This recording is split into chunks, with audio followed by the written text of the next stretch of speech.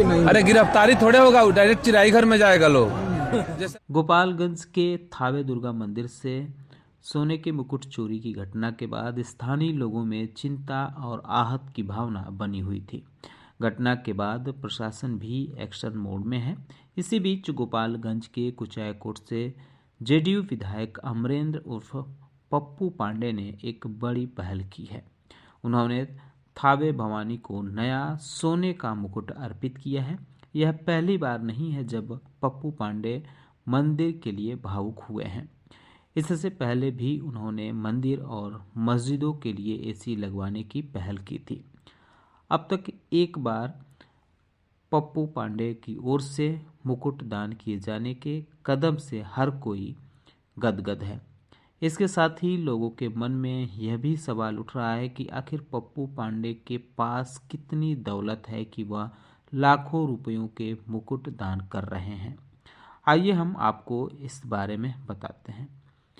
चुनाव आयोग को दिए गए 2025 के हलफनामे में पप्पू पांडे ने अपनी कुल संपत्ति 11 करोड़ 21 लाख रुपए घोषित की है। वहीं उनकी कुल देनदारी लगभग 64 लाख रुपए बताई गई है। इन आंकड़ों के आधार पर वे बिहार जिले के संपन्न विधायकों में गिने जाते हैं।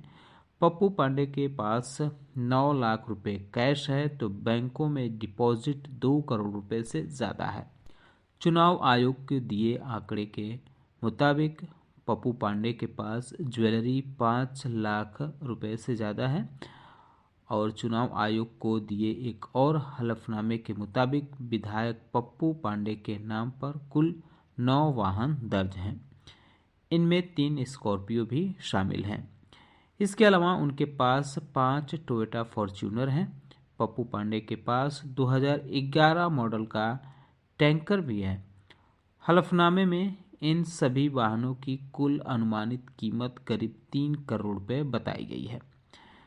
यह पप्पू पांडे की आर्थिक हैसियत और शौकीन जीवन शैली को दर्शाती है। हालांकि पप्पू पांडे की दरिया दिली के भी चर्चे रहते हैं। अब थावे माँ के मुकुट को अर्पित किए जाने की पहल से कोई मुरीद हो गया है। बता दें कि गोपालगंज जिले के प्रसिद्ध सिद्धपीठ थावे दुर्गा मंदिर में चोरी हुई थी। चोरों ने 1 करोड़ रुपए से ज़्यादा के आभूषण की चोरी को अंजाम दिया था। इसमें माँ थावे भवानी का मुकुट भी शामिल था। इस मुकुट की कीमत 51 लाख रुपए से अधिक है। मामले में डीआईजी नीलेश कुमार ने कार्रवाई करते हुए सुरक्षा में लापरवाही बरतने के आरोप में टीओपी इंचार्ज सहित 4 पुलिस जवानों को निलंबित कर दिया है। घटना की गंभीरता को देखते हुए सारण रेंज के डीआईजी नीलेश कुमार और बिहार के शिक्षा मंत्री सुनील कुमार ने स्वयं मंदिर पहुंचकर जांच का जायजा लिया, जबकि पुलिस ने सीसीटीवी फुटेज के आधार पर 2 संदिग्धों की पहचान कर उन पर 1 लाख रुपए के इनाम की घोषणा कर चुकी है। पुलिस ने मामले की गंभीरता को देखते हुए 12 सदस्यीय विशेष जांच दल यानी एसआईटी का गठन किया है। यह एसआईटी की टीमों गोपालगंज, सारण, सिवान और उत्तर प्रदेश के कुछ जिलों में छापेमारी कर रही हैं। गोपालगंज एसपी अवधेश दीक्षित के मुताबिक अब तक 35 संदिग्धों को हिरासत में लेकर पूछताछ की जा रही है। ये पूछताछ मानवीय और तकनीकी आधार पर हो रही है। पुराने अपराधियों और सीसीटीवी फुटेज में दिख रहे संदिग्धों की तलाश जारी है। मंदिर की स्थापना की कहानी बेहद रोचक और भक्ति से भरी है। चेरो वंश के राजा मनन सिंह खुद को मां दुर्गा का बड़ा भक्त मानते थे। उनके राज्य में अचानक भयंकर अकाल पड़ गया। उसी समय थावे मंदिर में रहसु भगत नाम के एक दलित भक्त रहते थे, जो मां दुर्गा के परम भक्त थे। अकाल के बावजूद उनकी फसल अच्छी हुई। राजा को यह बात पता चली तो उन्होंने रहसु को दरबार में बुलाया और उनकी खुशहाली का राज पूछा। रहसु ने कहा कि यह माँ दुर्गा की कृपा है। घमंडी राजा ने चुनौती दी कि अगर उनकी माँ इतनी शक्तिशाली हैं तो उन्हें यहाँ बुलाओ। रहसु भगत ने माँ की आराधना की और माँ कामाख्या असम से चलकर कोलकाता, पटना से पटन देवी, छपरा के आमी देवी होते हुए थावे पहुंची। माँ ने रसू भगत के मस्तक को चीर कर दर्शन दिए और राजा के घमंड को चूर कर दिया। राजा का महल और राज्य नष्ट हो गया, लेकिन दोनों को मोक्ष प्राप्त हुआ। यहाँ माँ ने दर्शन दिए, वहीं मंदिर की स्थापना हुई। माँ को सिंहासनी भवानी, रहसू भवानी या थावे वाली माता के नाम से भी पुकारा जाता है।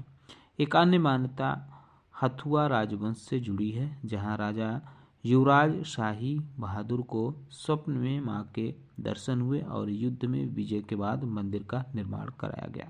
आज माँ थामे वाली को हम लोगों ने जो सजाने का काम किया, जो भी गहना लगता है माँ के रूप में, सम्मान में, वह हम लोगों ने समर्पित करने का काम किया। और दूसरा चीज, माँ तो हमेशा सबको शक्ति देने का काम करती हैं। हमारे पूर्वज दादा परपादा कई पुश्तों से लोग माँ के आशीर्वाद से कहां तक पहुंचने का काम किए हैं हमारे देश के लोगों। लेकिन आज माँ के ऊपर इतना बड़ा जो हाथ डालने का जो जुर्रत किया, तो उस समय में भी दानव होते थे और आज भी दानव हैं। तो जो दानव ऐसी घटना को अंजाम दिया है वह इंसान नहीं है, वह दानव है। इसलिए कि राम के समय में भी राक्षस था, उस समय में भी रावण था, तो उसका भी वध हुआ। और इस बार हमारी थावे मैया 24 घंटा के अंदर उसका वध करने का काम करेगी, उसको सजा देने का काम करेगी। और आने वाले समय में अब इसके बाद कोई हमारे माँ की तरफ आंख उठाकर देखने वाला नहीं रहेगा। इसलिए माँ के साथ बहुत बड़ा घिनौना हरकत हुआ है।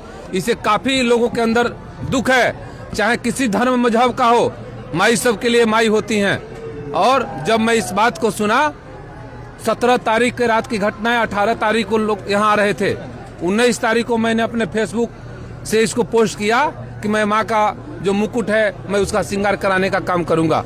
और आज 22 तारीख था, हमने हमारे बड़े भाई श्री सतीश पांडे जी ने, हम लोग दोनों आदमी आकर के माँ का श्रृंगार पंडा जी लोगों को दे करके, इसलिए कि हर जगह कहीं भी श्रृंगार होता है तो उसमें मेन भूमिका पंडा जी लोगों का होता है। तो हम लोगों ने गहना गुड़िया जो भी हुआ पंडा जी लोगों को दे दिया और पंडा जी लोगों ने जा करके माँ को बढ़िया से श्रृंगार किया। इसके बाद हम लोगों ने पूजा अर्चना की, माँ से आशीर्वाद मांगा।